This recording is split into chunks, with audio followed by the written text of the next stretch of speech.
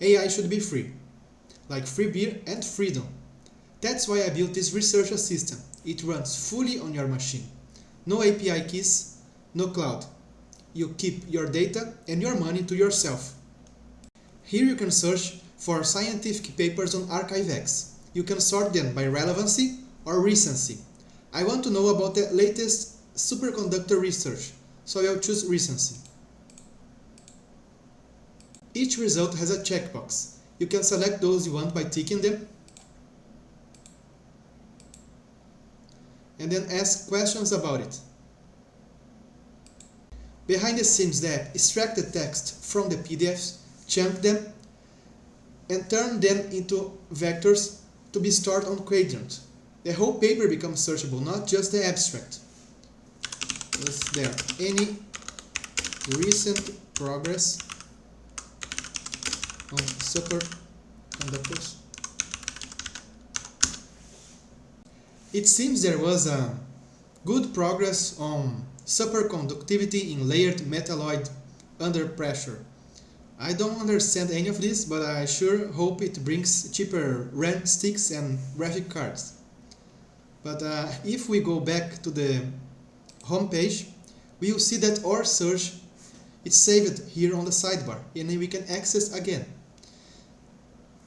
The chat itself is saved through Postgres and the embeddings on Quadrant. But let's go through the architecture here. The stack has three main layers: Fast API for the API, Streamlit for the UI, and on the middle, LangChain for the RAG engine. All the AI models used on this project run locally through Ollama. They were chosen to balance capability against consumer hardware restraints. For the chat generation, Qwen 3.5 with 9 billion parameters. The choice was clear here. This model outperforms models up until 5 times its size, and it also has an up-to-date API with ThinkParam, where we can establish if we want low or high effort. For the embeddings, Qwen 3 embedding with 8 billion parameters. This one scored number 1 when it was released, and it has several advantages like multi-language support and flexible dimensions. And for OCR, we have DeepSeek OCR with 3 billion parameters. This one is a fallback model. The text extraction happens mostly on Python, but when the PDF doesn't have OCR and you can't copy the text from it, it uses the DeepSeek visual model to extract the content from the images. You will notice that both retrieval and generation are from the same Qwen Alibaba family. This was not by accident. It is as if the models spoke the same internal language, so there's no translation gap between the retrieval and the generation. This is the stack I would use if you have access to a laptop with 16 GB of RAM and a NVIDIA graphic card.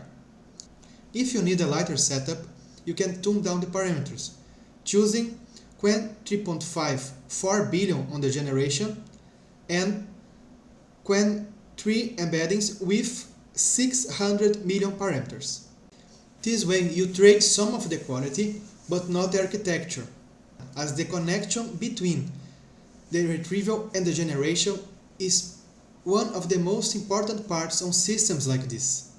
It's also important to know the fundamentals. Large language models are frozen in time. Everything they know comes from training. They read billions of documents at once, turns patterns into numbers, then stop.